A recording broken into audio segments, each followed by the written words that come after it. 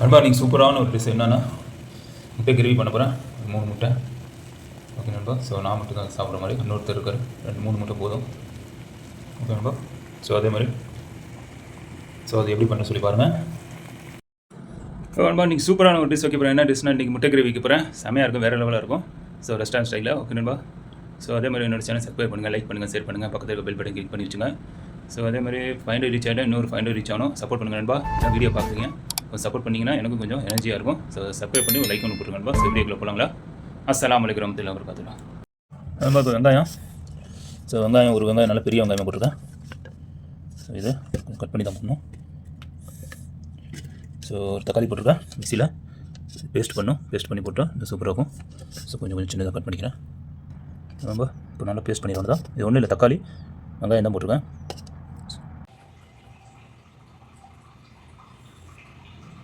So ஒரு 5 ml ஊற்றிங்க.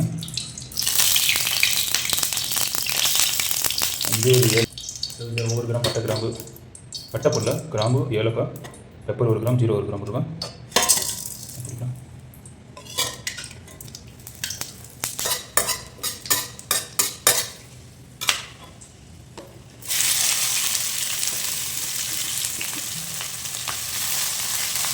So இதில் sunflower oil போடுவேன். இங்கே வதங்க தம்பி.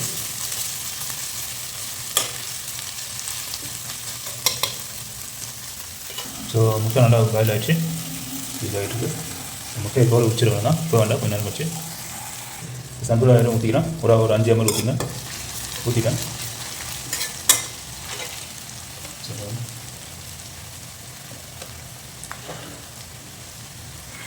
நம்ம இதில் பச்சை மிளகாய் கொடுத்தேன். அப்படியே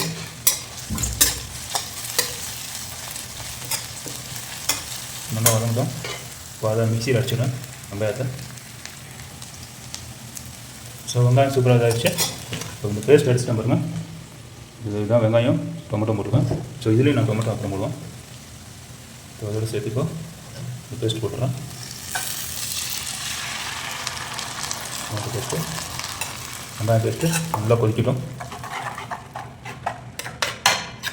நல்லா கொதிக்கட்டும், இப்போ தான் நல்லாயிருக்கும். ஸோ இது கொஞ்சம் தண்ணி, லைட்டாக தண்ணி மிக்ஸ் பண்ணி ஊற்றிக்கலாம். ஸோ நல்லா கொதிச்சுட்டு. ஸோ இதில் வந்து இப்போ நான் வந்து புதினாவும் கொத்தமல்லியும் மிக்ஸ் பண்ணி வரும் பேஸ்ட்டு, அது ஒரு சும்மா ஒரு 3 கிராம் போட்டுக்கிறேன். நல்லாயிருக்கும் சாப்பிட்றதுக்கும். அந்த புதினாவோட வாசத்தோடு நல்லாயிருக்கும் சாப்பிட்றதுக்கு, குருமா மாதிரி.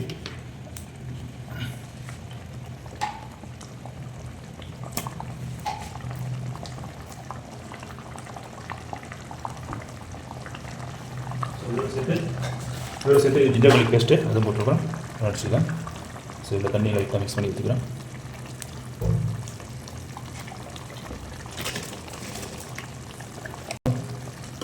இந்த மசாலா அப்படியே எண்ணெய் அப்படியே திரண்டு வரணும். அந்த டைமில் ஓகே அரிசி நட்டோம். இன்னும் எண்ணெய் திரண்டல, நம்ம கொஞ்சம் எண்ணெய் திரண்டு வந்துச்சுன்னா இது அப்படியே கொஞ்சம் மசாலாலாம் போட்டு மிக்ஸ் பண்ணிடலாம். ஸோ இதோட சேர்த்து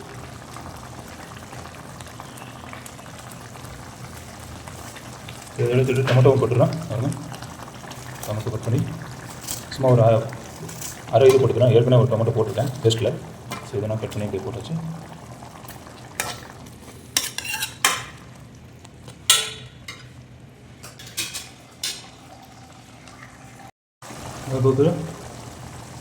இதில் வந்து இப்போ கறி பொருள், இப்போ வந்து மஞ்சத்தூள் நான் 1 கிராம் லெவலில் சேர்த்துக்கிறேன். ரொம்ப வேண்டாம்.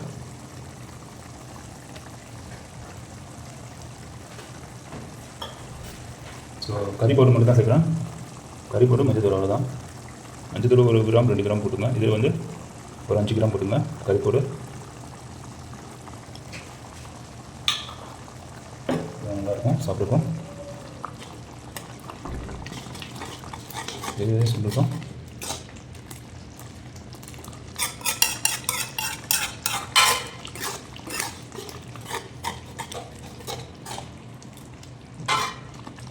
நல்லா கட்டியாகுது. கொஞ்சம் ஸ்லோ பண்ணிக்கிறேன். தண்ணி லைட்டாக மிக்ஸ் பண்ணிக்கிறேன்.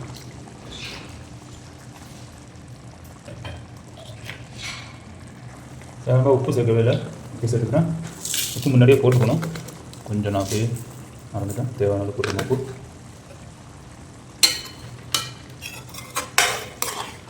அப்படியே சொல்லிட்டோம்.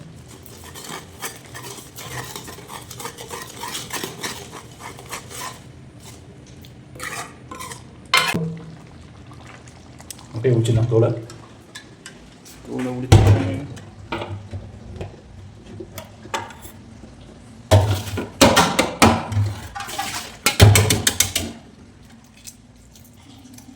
உப்பு.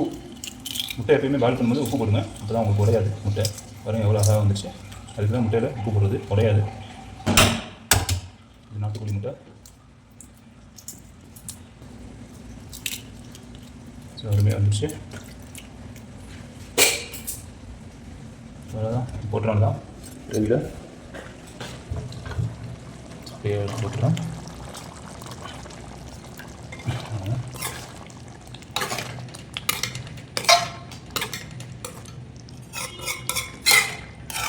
அதை அப்படியே கொஞ்சம் பிடிக்கட்டும். நீங்கள் உடச்சி கூட போடலாம், ஆஃபாக போடலாம். ஆஃபாக போட்டால் இன்னும் சூப்பராகும். கிரேவி உள்ளே இறங்கி நான் அதில் கீரி போடுவேன். ரொம்ப சூப்பராக ரெடி ஆச்சு. அவ்வளோதான், இது ஆஃப் பண்ணிட்டேன். சொல்லி ஆஃப் பண்ணியாச்சு. இன்னும் நான் சாப்பிட்டு பார்த்து டேஸ்ட் வரும் எப்படி இருக்குன்னு. முட்டை கிரேவி ரெடி. ரொம்ப முட்டை கிரேவி செமையாக ரெடி ஆகிடுச்சு. இன்னும் நான் சாப்பிட்டு பார்த்து டேஸ்ட் சொல்லுவேன் எப்படி இருக்குன்னு. அதையும் தவிர இதில் வந்து நான் கிழிச்சிருக்கேன். நீங்கள் ரெட்டையாக கூட போடலாம், பாதி பாதியாக. ஸோ அது எல்லாம் முடிச்சதுக்கப்புறம் தான் போட முடியும். இதில் நீங்கள் முழுசாக போட்டுட்டு மேலே அப்படியே கிழிச்சு விட்டிங்கன்னா சூப்பராக அது நான் காமிக்கிறேன் சாப்பிடும்போது. ஸோ நான் சாப்பிட்டு பார்த்து எப்படி இருக்குன்னு டேஸ்ட் வரணும்பா, அவுட்புட் எப்படி இருக்குன்னு காமிக்கிறேன். ஓகேப்பா. சப்பாத்தி ரெடி பண்ணிட்டேன். இன்றைக்கி சப்பாத்தியோட முட்டை கிரேவி வச்சு சாப்பிட்டிங்கன்னா அருமையாக இருக்கும். சப்பாத்தி கொஞ்சம் ஹார்டாக வச்சு மாதிரி தெரியுது. ஸோ இது கொஞ்சம் நல்லா தான் இருக்குது, செம்மையாக இருக்கும். ஒரு பிடி பிடிச்சிடலாம் தான் முட்டை கிரேவி. முட்டை கிரேவி ரெடியாக இருக்குது. முட்டை செம்மையாகிடுச்சு. ஸோ இந்த மாதிரி சீவி விட்டிங்கன்னா உங்களுக்கு அருமையாக இருக்கும்.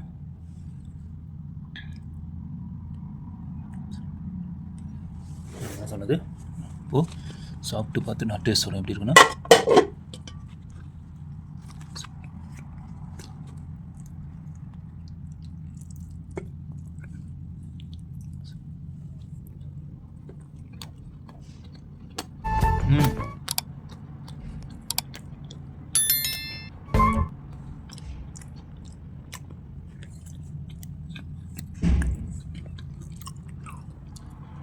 செம்மையாக இருக்குன்பா. உப்பு மட்டும் கொஞ்சம் கம்மியாகிடுச்சு.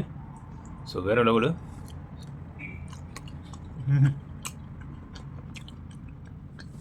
மசாலா இறங்கி கறி மசாலா மட்டும்தான் போட்டேன், அப்புறம் மஞ்சள் தூள் போட்டேன், அவ்வளோதான். ரொம்ப சூப்பராக இருக்குது, வேறு லெவலாக இருக்குது.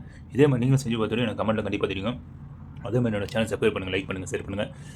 ஏதாவது வீடியோ பற்றி ஏதாவது டவுட் தான் கமெண்ட் பண்ணுங்கள் நண்பா. பக்கத்தில் இருக்க பெல் பட்டன் கிளிக் பண்ணி வச்சுங்க. ஸோ நெக்ஸ்ட் வீடியோவில் பார்க்கலாம். ஜஸாக்குல்லாஹ்.